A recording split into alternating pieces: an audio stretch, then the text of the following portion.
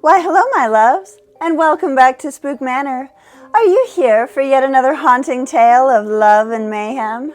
Well, I have quite the rebellious one for you. It is this journey of two teenage boys in a small southern town, bored and in search of an unforgettable experience. But they get more than they bargained for as they stumble across a lasting love, a love so strong that not even death could undo. Would you care to join me as we cross the bridge to Hell's Gate? Then let's begin. It is the 1980s in the small southern town of Oxford, Alabama. There isn't much to do here, at least not for two irresponsible teenage boys looking for a bit of mischief. Andrew and Travis share a disrespect for authority, and as spring break is coming to an end, they plan to make their last night of freedom a time they will never forget. But they were limited on what they could get away with. Everybody knows everyone in this little town.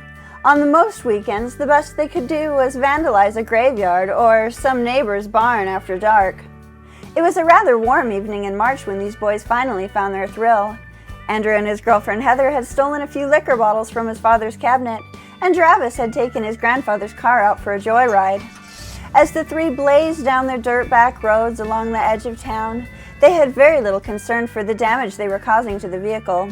Their youthful, ungrateful, drunken logic left them spinning donuts, taking curves too hard, and hitting potholes with no regard for consequences. But as 10 o'clock rolled around, Heather was forced to stop the fun. "Hey, I need to be home before my parents get back at 10:30. I'm kinda on probation for skipping school last week, and if Mom finds me missing, she'll kill me," Heather stated, disgruntled. As they made their way back to her house, Heather asked what they were planning to do with the rest of the night. When Andrew said, "Nothing," Travis broke in. "This place is so boring," he whined. "There's always Hell's Gate Bridge," Heather smirked. "What the hell is that?" Travis asked sarcastically. "It's a bridge outside of town where two people were killed in the 1950s. People say it's haunted," she grinned with a sinister smile. "Hell's Gate? I think I've heard of that," Andrew chimed in. "Yeah, they say a young couple, a couple our age," Heather said with a twinkle in her glossy eye, "stole a car and went out for a joyride. Just like you," she said, pointing out Travis. "And they were drinking, just like you," she said with a smirk. After a short, though dramatic pause, she continued. "Rumor has it that when they were going across the bridge, either the car lost power or the boyfriend turned off the headlights to scare her. Either way, he lost control of the vehicle, and they went through the side of the bridge wall and plummeted right into the river to their death." "Okay, so where's the haunted part?" Travis asked with a bored overtone. "I'm getting there," Heather said enthusiastically before continuing. "Well, some say they both died, while others say that only she died, and that her boyfriend went crazy from a head injury he sustained in the wreck. He would walk around town for years and scream strange things at people.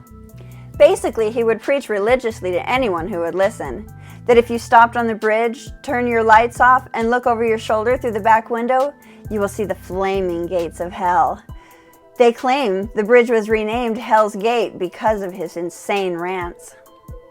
"That's so stupid," Travis stated as they pulled into Heather's driveway. "Aw, scared?" Heather asked, stepping out of the vehicle. Andrew laughed and Travis scoffed.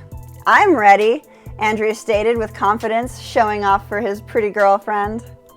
"You better go quick then. They say the couple died around 10:40, so that gives you only about 15 minutes to get there," Heather stated before blowing Andrew a kiss, shutting the door and heading into her house.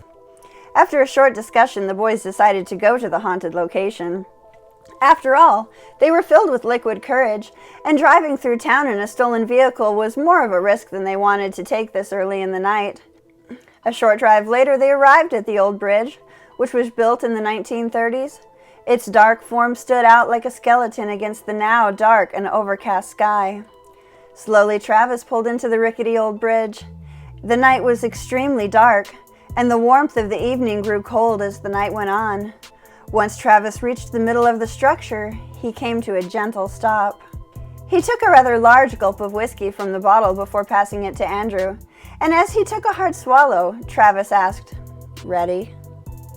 Scrunching his face and trying to act tough, Andrew replied with a sour though confident, "Ready."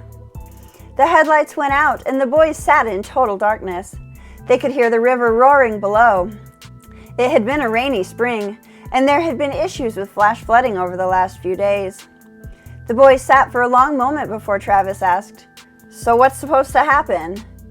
"I guess we look behind us to see hell," Andrew replied, lacking any confidence that this would actually work.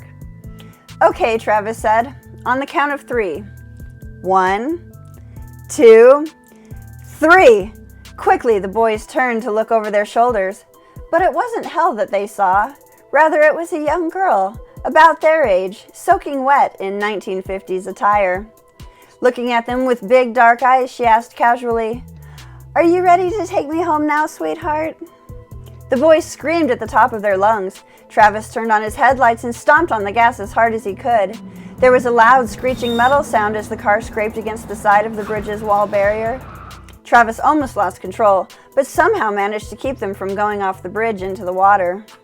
They finally stopped screaming as they passed over the other side of the bridge, flipping bits of gravel as they went. Andrew looked behind them and hollered, "She's gone! She's gone! Stop! Stop!" And Travis slowed the vehicle, but he refused to stop completely. "What the hell was that?" he yelled at Andrew. Andrew replied, shaking, I don't know. I have no idea what we saw." Both boys were now sick from the jump scare and booze. They were still terrified over the night's events, and without considering consequences, made their way back to their respective homes. When Travis pulled into Andrew's driveway, they both sat in a long silence before discussing the night, both in disbelief and trying to talk each other down. Upon finally agreeing that what they saw didn't really happen, Andrew got out of the car and turned back for one last word to Travis. But that word never came.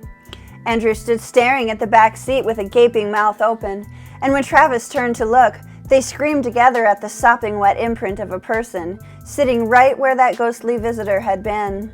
Travis jumped out of the vehicle and ran the rest of the way home on foot, leaving his grandfather's car to rest in Andrew's driveway. They didn't mind the severe punishments they received from their theft and disregard for safety. They had their night of small-town terror, and for decades to come the entire community would whisper and retell their story of Alabama's most haunted Hell's Gate Bridge. A story that in time will outlive the very bridge itself. So tell me, my loves, have you been to Oxford, Alabama and visited the haunted bridge? What would you do if you saw a ghostly apparition or the fires of hell appear in your backseat? Please comment down below and like and subscribe for more fictional stories that are often of actual urban legends and sometimes have historical reference.